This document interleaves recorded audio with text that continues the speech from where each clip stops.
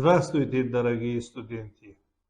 Сегодня мы с вами будем рассматривать первую тему предмета права социального обеспечения Республики Таджикистан, предмет, метод и система права социального обеспечения. Надо отметить, что данная тема состоит из 5 вопросов. Предмет права социального обеспечения, метод права социального обеспечения, система права социального обеспечения, социальная политика Республики Таджикистан и право социального обеспечения. И последний вопрос – юридические гарантии в сфере социального обеспечения. Для дополнительного изучения данной темы вы можете использовать 10 литератур, которые предоставляются вам для изучения. Рассмотрим первый вопрос сегодняшней темы.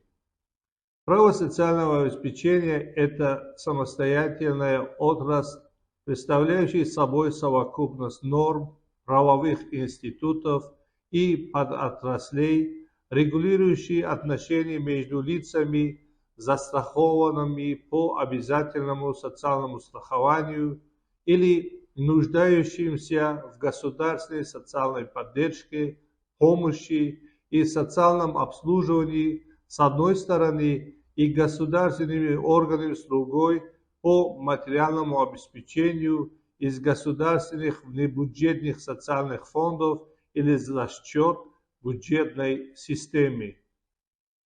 Право социального обеспечения имеет определенные функции. Первая функция – это экономическая функция. Выравнивание личных доходов граждан путем предоставления материальных благ вместо утраченного заработка, либо наряду с ним при наступлении указанных в законах социальных рисков, или аккумуляция финансовых средств в целевых источниках. Вторая функция – производственная. Право на многие виды социального обеспечения обусловлено трудовой деятельностью, а уровень обеспечения зачастую зависит от ее характера и размера вознаграждения за труд. Социальное обеспечение способствует также своевременному выводу из общественного производства стареющих рабочей силы и лиц, потерявшие способность трудиться. Третья функция – социально-реабилитационная. Данная функция способствует поддерживанию социального статуса граждан путем предоставления различных видов материального обеспечения, социальных услуг, льгот, с целью поддержания достойного уровня жизни и предупреждения обнищания. Восстановление полноценной жизнедеятельности человека, позволяющей ему обучаться, трудиться, общаться с другими людьми, самостоятельно себе обслуживать. Четвертая функция права социального обеспечения является политической, позволяет государству реализовывать основные направления социальной политики, а именно создание условий, обеспечивающих достойную жизнь и свободное развитие человека. Пятая функция – демографическая. Система социального обеспечения воздействует на многие демографические процессы, на продолжительность жизни населения, воспроизводство населения, стимулирование рождаемости. И последняя функция – защитная функция. Защита граждан в трудной жизненной ситуации. На основе рассмотренных понятий и функций права социального обеспечения можно отметить, что предмет права социального обеспечения – это сложный комплекс отношений как материального, так и процессуального характера, возникающий в связи с распределением части валового внутреннего продукта через систему социального обеспечения. На основе данного понятия можно разделить 3 вида общественных отношений, которые входят в предмет права социального обеспечения. Первое. Отношения по социальному обеспечению граждан в денежной форме. Второе. Отношения по предоставлению различных социальных услуг. И третье. Процедурные и процессуальные отношения, связанные с реализацией и защитой прав на тот или иной вид социального обеспечения. Соотношение с другими отраслями права, право социального обеспечения как уникальное явление представляет собой самостоятельную общность правовых норм, регламентирующих специфические группы общественных отношений, не входящие в предмет правового регулирования других отраслей права. Основными отраслями, предоставляющими интерес в связи с данным процессом, являются трудовое и гражданское право. Соотношение с трудовым правом. Проблема взаимосвязи и взаимодействия трудового права и права социального обеспечения имеет давнюю историю. В советский период в литературе существовали различные точки зрения на соотношение этих отраслей. Как правило, дискуссии сводились к вопросу о самостоятельности права социального обеспечения и его абсолютности по отношению к трудовому праву.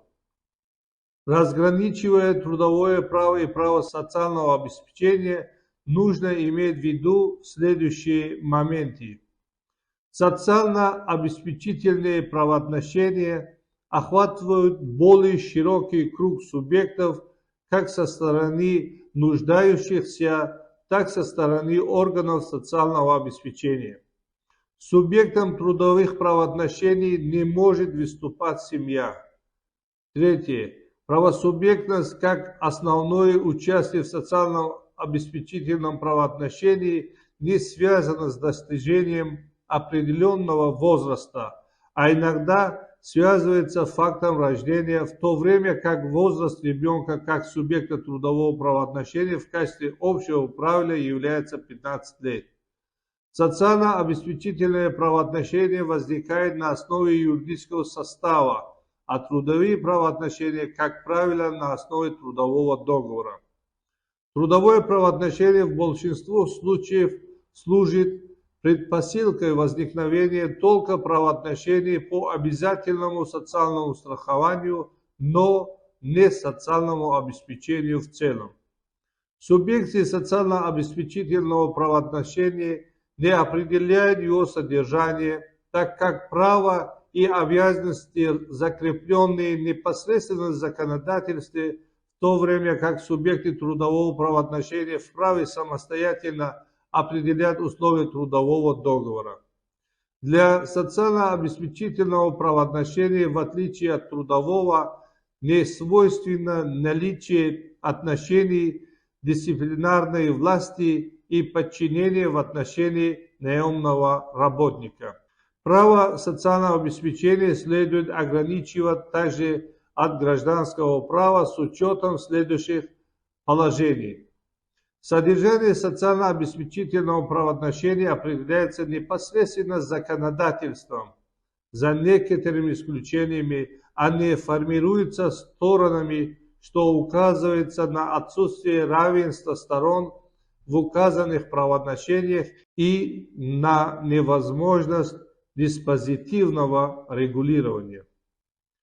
Для возникновения социально-обеспечительных правоотношений не требуется согласованного волеизъявления обоих сторон. Для возникновения социально-обеспечительного правоотношения не требуется согласованного волеизъявления обеих сторон. Достаточно волеизъявления гражданина, реализующего свое полномочие, определенных законодательством. Социально-обеспечительные правоотношения возникают на основе сложного юридического состава, а гражданские правоотношения, как правило, на основе отдельных юридических фактов, например, сделки, причинение вреда имуществу, жизни и здоровью, смерть человека и другое. Таким образом, Право социального обеспечения существенным образом отличается от иных отраслей права своим характерным признаком, которые выражаются, во-первых, в отсутствии, как правило, между сторонами правоотношений, отношений равенства или власти и подчинения. На основе сложного юридического состава при обязательном соблюдении установленных процедур. Надо отметить, что в Республике Таджикистан до 2010 года право социального обеспечения преподавалось как подотрасль трудового права. И начиная с 2010 года, после выпуска новой книги «Право социального обеспечения» с авторством Сангинова и Шонасреддинова, данная отрасль права стала самостоятельной отраслью правом на основе научных достижений и доказательств теоретических положений в Республике Таджикистан. Уважаемые студенты, сейчас переходим к рассмотрению второго вопроса, то есть метод права социального обеспечения. Метод права социального обеспечения – это совокупность приемов и способов правового регулирования общественных отношений по социальному обеспечению граждан, специфика которых объективно обусловлена распределительным характером этих отношений. Сочетание императивного и диспозитивного способа правового регулирования при неизменном доминировании императивного, то есть носит предписывающий характер. Специфика юридических факторов, как правило, это события, не зависящие от воли людей, и санкции в праве социального обеспечения. Санкции правоограничивающие и восстановительные, а карательные не применяются. Восстановление ущерба в праве социального обеспечения производится в полном, а не в ограниченном размере. Право социального обеспечения характеризуется фактическим отсутствием санкций в какой-либо форме правоправного, несвоевременного или неполного предоставления гражданину социального обеспечения, а также общей неразвитостью института ответственности за нарушение прав граждан в сфере социального обеспечения. Относительная автономность субъектов по отношению друг к другу. Относительный характер прав граждан как субъектов отношений и недопустимость принятия усмотренческих решений органам, обязанным предоставлять обеспечение. Административный и судебный порядок защиты нарушенного права граждан. Теперь перейдем к рассмотрению третьего вопроса данной темы. Система права социального обеспечения.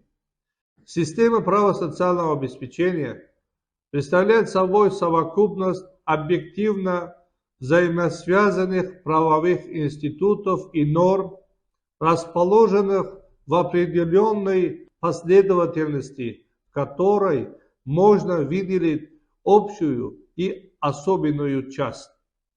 К общей части отрасли права социального обеспечения относятся нормы, выражающие принципы и задачи правового регулирования, основные права человека в области социального обеспечения, а также понятие, предмет, метод и система права социального обеспечения, источники права социального обеспечения, правоотношения в сфере социального обеспечения.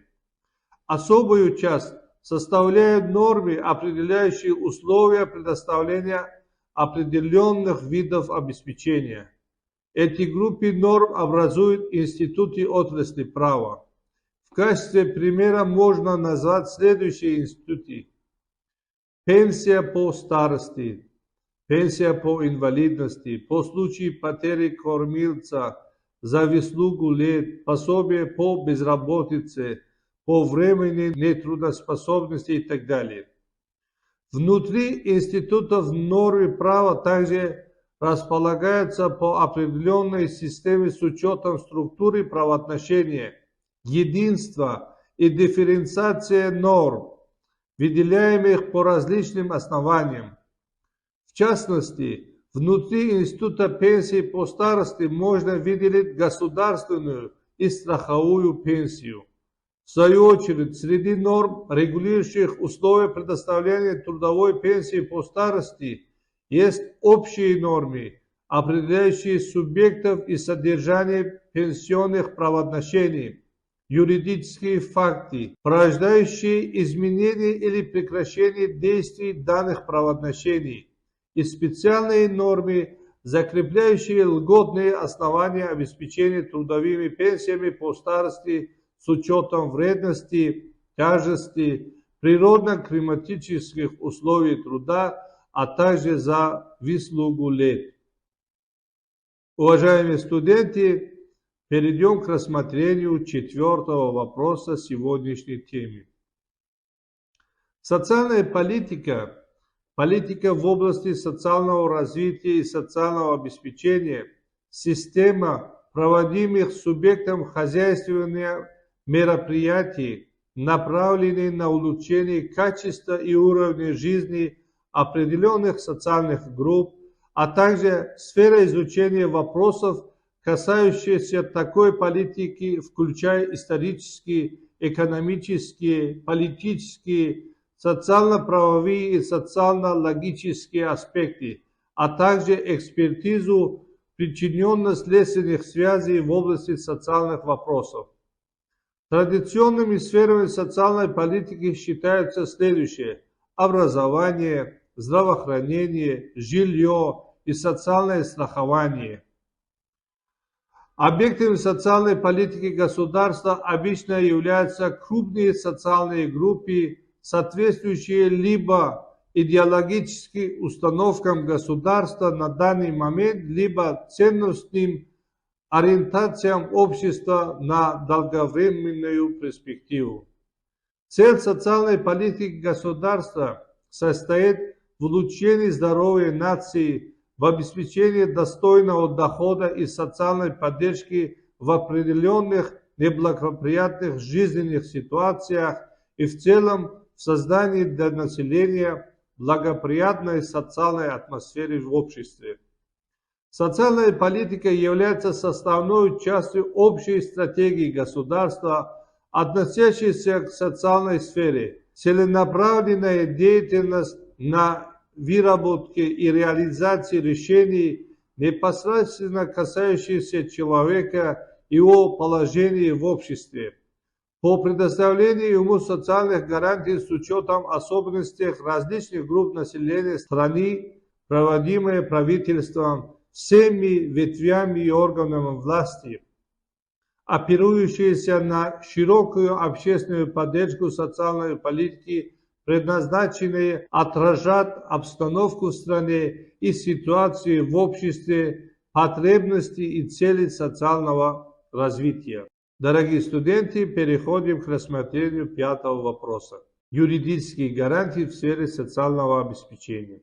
Государство реализует свою социальную ориентированность прежде всего через социальную политику, направленную на создание условий, обеспечивающих достойную жизнь и свободное развитие человека.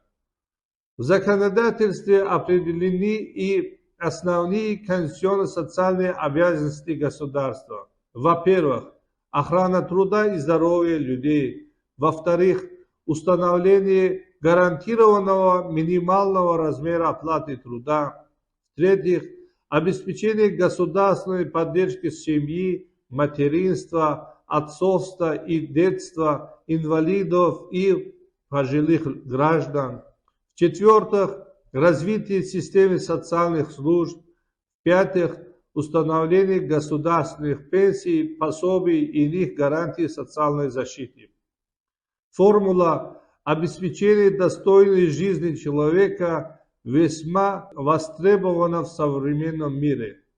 Она выступает и как важнейшая конституционная цель развития государства, и как один из основных признаков социального государства. Понятие «достойная жизнь» воспринимается зачастую больше как морально-нравственная категория, а не нормативно-правовая. И каждый при определении ее содержания выкладывает в него свое субъективное восприятие составляющих ее элементов, исходя из своего социального происхождения, социального положения, интеллектуального развития и жизненных установок. Общепризнано, что каждый имеет право на жизнь, достойную его как человека, как члена общества, как гражданина государства. Человеку свойственно стремление к справедливой и достойной жизни. Конкретное содержание жизни каждого человека зависит от различных факторов и обстоятельств, которые принято разделять на личные и публичные возможности, то есть зависящие и не зависящие от воли человека. Если человек фактически здоров и крепок, то он самостоятельно наполняет свою жизнь соответствующим содержанием, отвечающим его представлениям о достойной жизни. Если же он по какой-либо причине относится к категории социально незащищенной, то заботу о обеспечении достойного человека уровня его жизни принимает на себя государство. В этом случае содержание жизни человека, определенное ее качество, приходит из сферы личного в сферу публичного, а социальная обязанность государства. Таким образом, если человеческое достоинство – это категория личных, индивидуальных прав и свобод, неотъемлемые и принадлежащие ему от рождения, то достойная человека жизнь – категория социальная, которая может быть наполнена через деятельность государства и через определенные юридические гарантии государства. Социальное государство обязано создавать условия, обеспечивающие каждому достойный уровень жизни и развития. Охрана государством личности, признание ее ценностей потребовали закрепления на конституционном уровне таких прав, как право каждого на жилище, право каждого на охрану здоровья и бесплатную медицинскую помощь в государственных учреждениях здравоохранения, право на образование, право на общедоступность и бесплатность дошкольного, основного, общего и среднего профессионального образования в государственных учреждениях. Всеобщая декларация прав человека в статье 25 закрепляет определенные параметры жизненного уровня, которые наполняют содержанием в различных декларациях и конвенциях. Дорогие студенты, мы с вами сегодня рассмотрели первую тему права социального обеспечения Республики Таджикистан, предмет, метод и система права социального обеспечения. Спасибо за внимание.